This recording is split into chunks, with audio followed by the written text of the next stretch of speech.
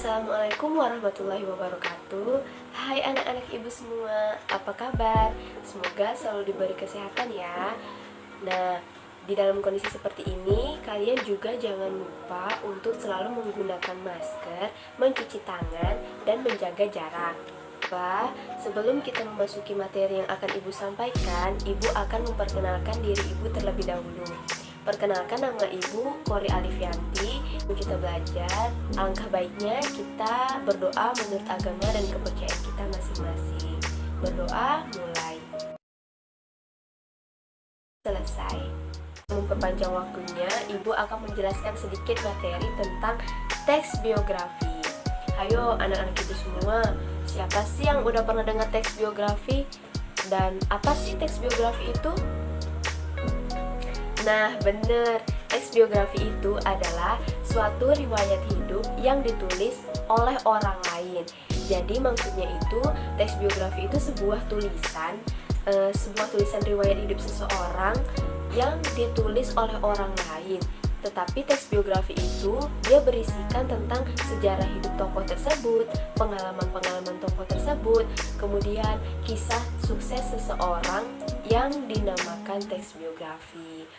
Nah, jadi pada umumnya teks biografi itu dia menampilkan tokoh-tokoh yang terkenal, orang-orang yang sukses, atau orang yang berperan penting, berperan besar dalam menyangkut kehidupan banyak orang. Nah, kalian tahu nggak sih orang yang telah berperan besar atau berperan penting dalam suatu hal yang menyangkut kehidupan banyak orang? Ayo, itu maksudnya apa? Ada yang tahu nggak? Nah, maksudnya itu adalah orang tersebut atau tokoh tersebut ia memiliki pengalaman yang luar biasa, pengalaman yang sangat penting. Jadi orang lain itu termotivasi dari mereka, seorang tokoh tersebut, karena tentang prestasi dia, tentang pengalaman hidup dia yang membuat kita terkesan, membuat kita harus meladani atau harus meladani sikap atau sifat dari tokoh tersebut. Maksudnya harus kita contoh gitu.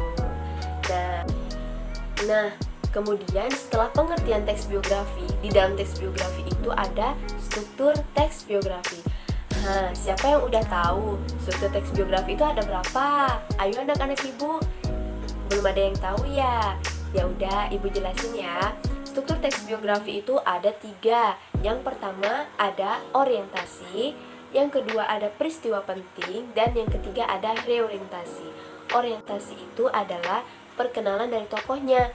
Yang kedua itu ada peristiwa penting. Peristiwa penting itu perjalanan tentang pentingnya hidup tokoh tersebut. Jadi kita ceritakan di dalam teks biografi tersebut tentang peristiwa penting apa aja sih yang tokoh tersebut lakukan. Nah, yang ketiga ada reorientasi. Reorientasi itu penutup dari cerita tokoh tersebut. Di dalam reorientasi ini boleh dibuat, boleh tidak dibuat, karena tidak wajib ya.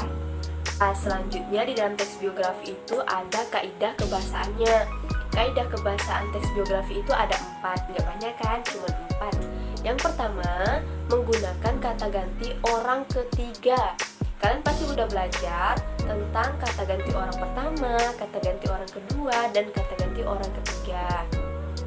Jadi di dalam kaidah kebahasaan teks biografi ini dia hanya menggunakan kata ganti orang ketiga.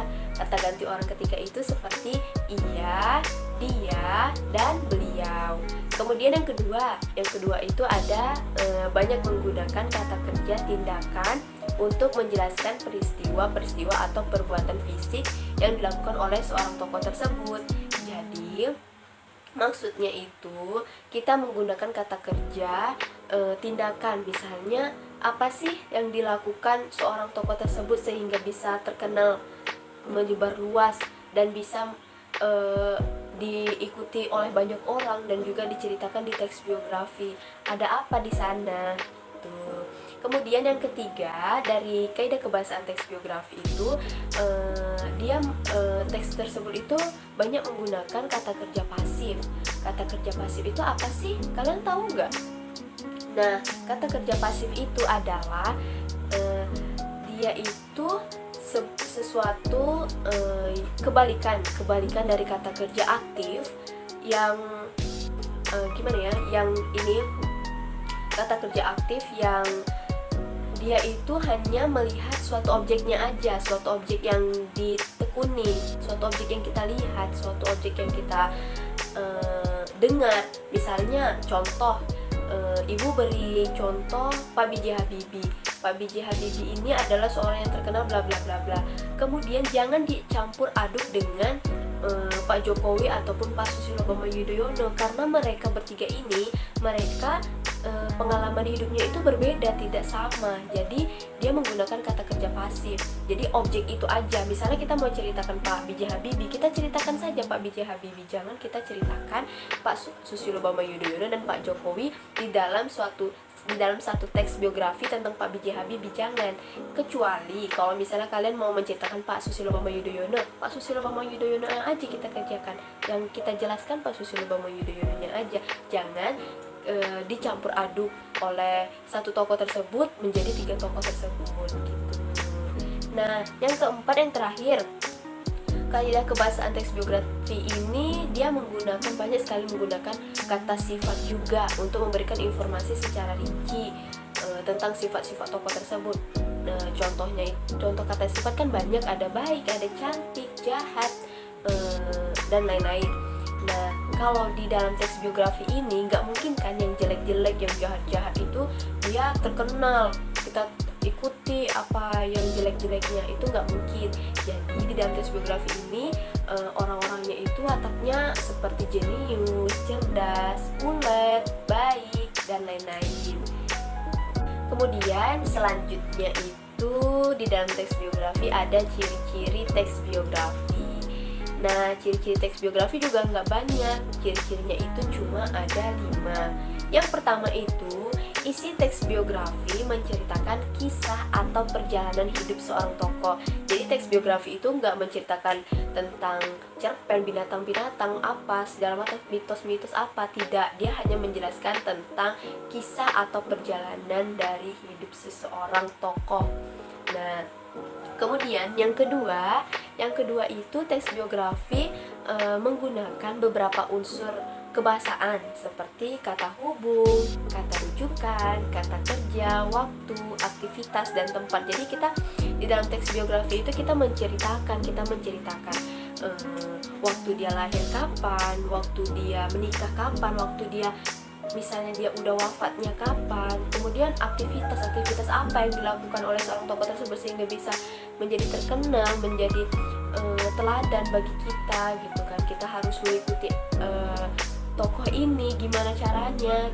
Kemudian ada kata tempat juga. Tempat itu kan luas, misalnya dia berprestasi di mana, dia lahir di mana, jadi seperti itu. Kemudian yang ketiga itu ada teks biografi disajikan mengikuti pola tertentu, yaitu didasarkan pada alur ceritanya. Alur ceritanya biasanya alur maju. Jadi dari pertama dia susah, gimana dia berjalannya waktu menjadi dia seorang sukses dan menjadi teladan bagi kita semua. Biasanya itu alur maju. Dan sudut pandang penceritaannya, kemudian gaya penulisan, fokus pada penceritaan itu saja yang ibu bilang tadi. Jangan berfokus pada tokoh-tokoh yang lain. Jadi berfokus pada tokoh yang ingin kita ceritakan di dalam teks biografi tersebut. Baiklah, selanjutnya yang keempat itu ada teks biografi umumnya disusun oleh struktur. Nah, tadi yang sebelumnya ibu sudah menceritakan tentang struktur teks biografi. Struktur teks biografi itu ada 3, ingat ya, ada 3. Yang pertama itu orientasi, yang kedua peristiwa penting atau kejadian penting yang dialami oleh seorang tokohnya, kemudian yang ketiga itu reorientasi. Nah, terakhir yang kelima itu pola pengembangan teks biografi bersifat kronologis. Jadi di dalam teks biografi ini nggak boleh memanipulasi teks biografinya, nggak boleh kayak pura-pura atau misalnya Pak B.J. Habibie ini seperti ini, padahal dia nggak seperti itu layaknya. Jadi kita harus jelas, harus kronologisnya tuh harus benar. Pak B.J. Habibie itu gimana? Dia membuat pesawat atau membuat kapal. Jangan membuat cerita-cerita yang memanipulasi atau bohong ceritanya. Jadi kita harus di dalam tes biografi itu harus bersifat kronologis. Kronologis itu harus benar-benar real, harus benar-benar apa yang dilakukan oleh seorang tokoh itu tersebut kita jelaskan.